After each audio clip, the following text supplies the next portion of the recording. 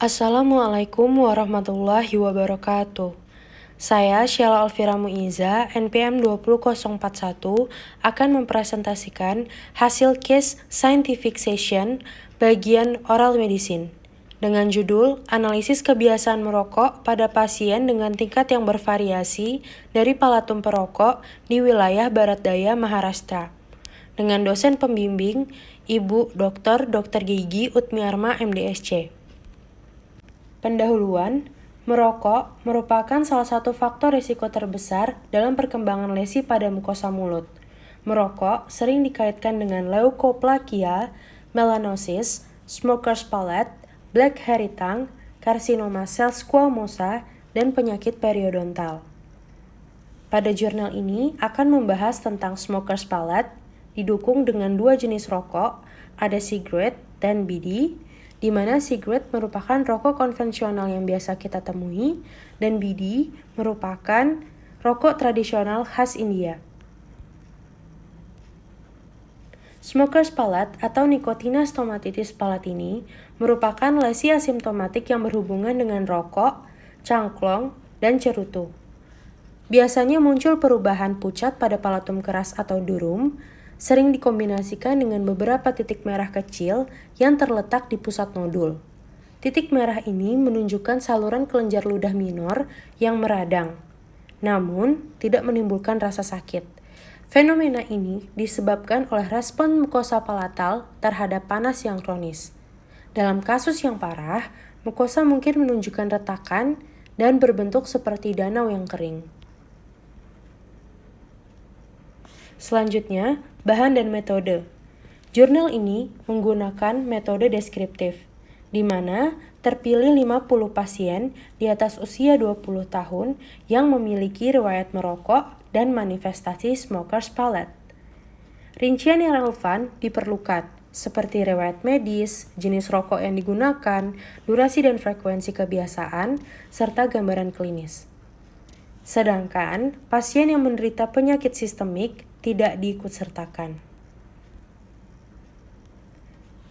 Berikut adalah klasifikasi tingkat keparahan smoker's palate. Pada tingkat pertama atau mild, terdiri dari bukaan merah seperti titik pada area pucat. Pada tingkatan kedua atau moderate, ditandai dengan elevasi yang jelas dengan umbilikasi sentral. Pada tingkatan ketiga atau severe, ditandai dengan papula sebesar 5 mm atau lebih dengan umbilikasi sebesar 2-3 mm. Selanjutnya, hasil di mana pada tabel pertama merupakan perbandingan antara tingkat keparahan smoker's palate dengan tipe rokok yang digunakan. Terdapat 13 orang pada tingkatan pertama, di mana 11 orang menggunakan cigarette dan 2 orang menggunakan BD. Pada tingkat kedua, total 21 orang, terdapat 16 orang menggunakan cigarette dan 5 orang menggunakan BD. Pada tingkatan ketiga, total 16 orang, terdapat 11 orang menggunakan cigarette dan 5 orang menggunakan BD. Selanjutnya, pada tabel kedua, perbandingan antara durasi dengan tingkat keparahan smoker's palate.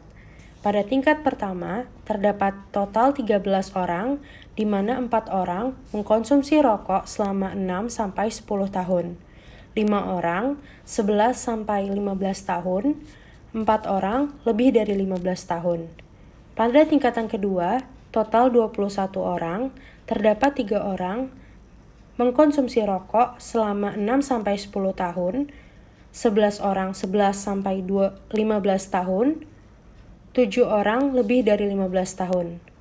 Pada tingkatan ketiga, total 16 orang, terdapat 1 orang mengkonsumsi rokok selama 6-10 tahun, 5 orang 11-15 tahun, 10 orang lebih dari 15 tahun.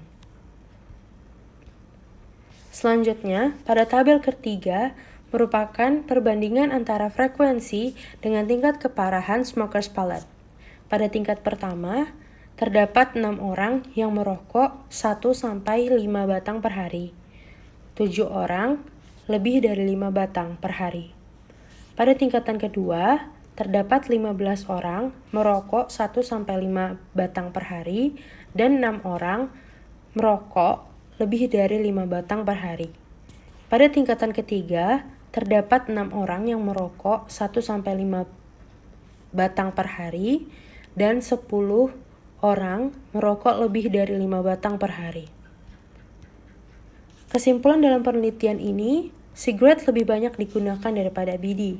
Untuk tingkat keparahan smokers palate dipengaruhi oleh durasi kebiasaan merokok yang lebih lama dan frekuensi yang lebih tinggi. Sekian dari Sheila, kurang lebihnya mohon maaf. Wabillahi taufiq wal hidayah. Wassalamualaikum warahmatullahi wabarakatuh.